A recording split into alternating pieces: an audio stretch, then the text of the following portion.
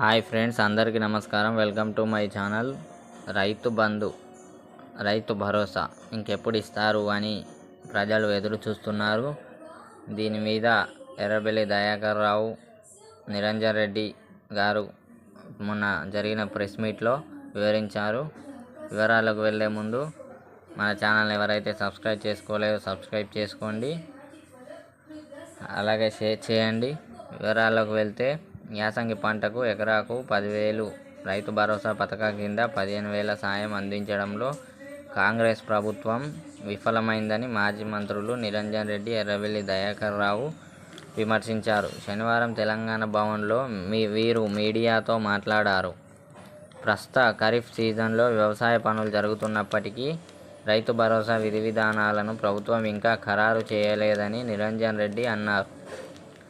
రాష్ట్రంలో 2 లక్షల పంట రుణాలు ఎంతమందికి ఉన్నాయనే వివరాలు ప్రభుత్వం వెంటనే బయట పెట్టాలని డిమాండ్ చేశారు. రైతు భరోసాకు అర్హులైన ఇప్పటి వరకు ఎందుకు తీర్చలేదని ప్రశ్నించారు.